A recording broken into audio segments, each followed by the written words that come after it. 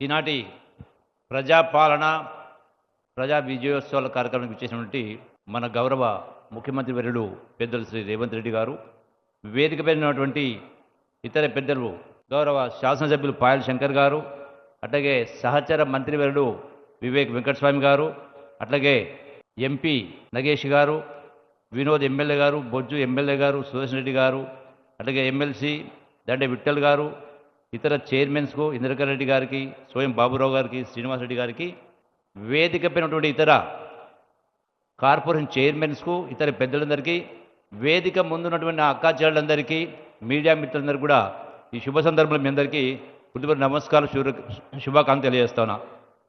ఈనాడు గౌరవ ముఖ్యమంత్రి రేవంత్ రెడ్డి గారు గడచిన 2 సంవత్సరాల కాలంలో ఏదైతే మాట చెప్పడం జరిగిందో, కాంగ్రెస్ ప్రభుత్వం, ఇందిరమ్మ ప్రభుత్వం పేదల పక్షపాతి, ఈనాడు ప్రతి అంశం పట్ల పేదల కష్టాలు పాలు పంచుకోవాలని, వాళ్ళ సమస్యలు దూరం చేయాలని, రాష్ట్ర ఆర్థిక పరిస్థితి ఎంత ఇబ్బందిగా ఉన్నా గడచిన 10 సంవత్సరాల కేసీఆర్ పాలన పుణ్యమా చెప్పని లక్షల కోట్ల అప్పులు చేసి లక్షల కోట్ల రూపాయలు వడ్డీ కట్టాల్సిన పరిస్థితి వచ్చినా కూడా చెప్పిన ప్రతి మాట కట్టుబడి ఈరోజు ప్రతి సంక్షేమ కార్యం అమలు చేస్తూ ఉన్నారు.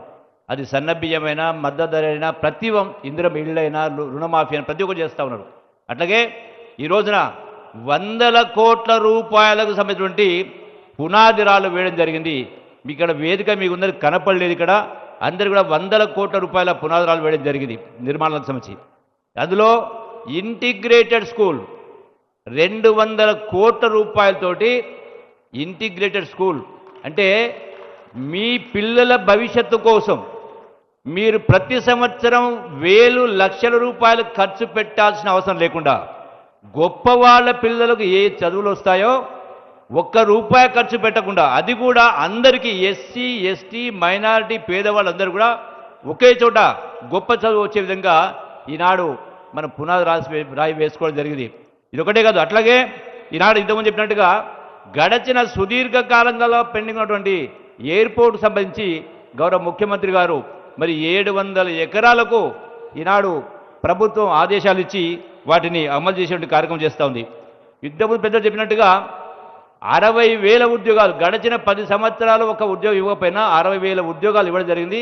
మళ్ళీ వచ్చే సంవత్సర కాలంలో మిగతా 40,000 ఉద్యోగాలు కూడా ఇచ్చేటువంటి ఏర్పాటు చేస్తూ ఉన్నాం.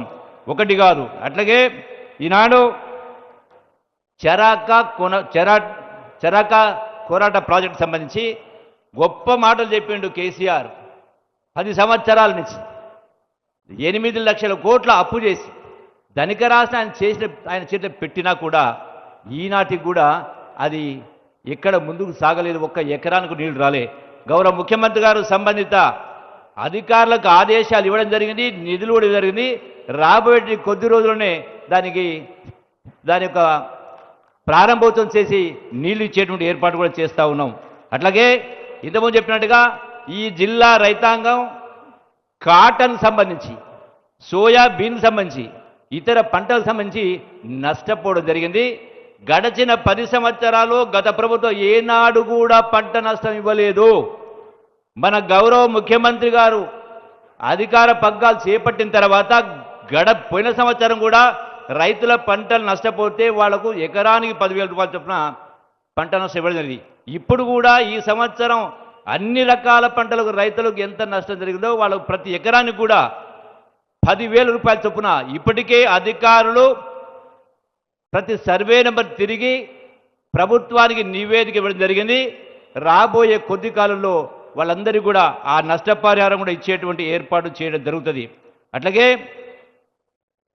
మన ఈ ప్రభుత్వం వచ్చిన తర్వాత ఏవైతే రేషన్ కార్డ్స్ కావచ్చు, అట్లాగే ఇందిరమ్మ ఇళ్లకు సంబంధించి కావచ్చు, గ్యాస్ సిలిండర్ సంబంధించి కావచ్చు, కరెంటు సంబంధించి కావచ్చు, అది దరఖాస్తు పెట్టిన సందర్భంలో రేషన్ కార్డు నంబర్ తప్పువాడో, పేరు తప్పువాడో, కొన్ని కారణాల వల్ల వాళ్ళ కొంత లబ్ధి జరగలేదు. చాలామందికి వచ్చినాయి. ఇంకా మిగిలిపోయిన వాళ్ళు కూడా ఖచ్చితంగా ముఖ్యమంత్రి గారి ఆలోచన ఏది ఉందో పేదవాళ్లకు ప్రతి అంశం పట్ల న్యాయం జరగాలి, ప్రజాపాలన జరగాలి అని చెప్పడం జరిగిందో దానికి అనుగుణంగా ఖచ్చితంగా జిల్లా ఇన్ఛార్జి మంత్రిగా అవసరమైతే 3 రోజుల పాటు ప్రతి మాసంలో ఒకసారి కాదు 4 సార్లు వచ్చిన ప్రతి సందర్భంలో కూడా కలెక్టరేట్లోనే అవసరం ఉంటే పడుకొని మీ అందరి దరఖాస్తు స్వీకరించి మొత్తం కూడా డీప్గా డెప్త్గా పోయి సర్వే చేసి యొక్క సమీక్షలు పెట్టి మీకు న్యాయం చేసేటువంటి కార్యక్రమం చేయడం జరుగుతుందని చెప్పని మనవి చేసుకుంటూ, అట్లాగే ఆదిలాబాద్ జిల్లా పచ్చని అడవులు, మరి ఈ యొక్క ఎట్లయితే ఇలా కాశ్మీర్ ఉందో అట్లాగే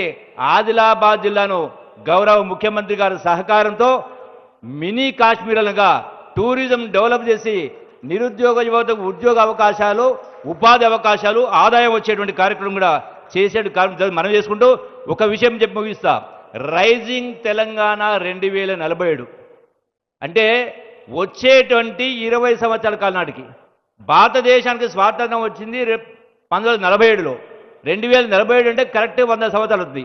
ఈ 2047 వరకు కాంగ్రెస్ పార్టీ ఆధ్వర్యంలో గౌరవ ముఖ్యమంత్రి గారి నాయకత్వాన రాష్ట్రంలో ఉన్న కోట్లాది మంది ప్రజల యొక్క సమస్యలు పరిష్కారం కావడానికి కోసం, అది చదువైనా, ఆరోగ్యమైనా, ఉపాధి అయినా, ఉద్యోగమైనా, ఇవన్నీ సమస్యలు తీరాలంటే దూరదృష్టితోటి ఒక ప్రణాళిక రచించి ప్రపంచ స్థాయి దిగ్గజ సంస్థలను రప్పించి హైదరాబాద్కు లక్షలాది కోట్ల రూపాయలు పెట్టుబడులు పెట్టించి వివిధ వర్గాల వాళ్ళకందరికీ కూడా ఇటు రైతాంగానికి, అటు నిరుద్యోగ యువతకు, అట్లాగే ఉపాధి అవకాశాలు కల్పించడం కోసం పెద్ద ఎత్తున ఒక ప్రణాళిక రచించడం జరిగింది.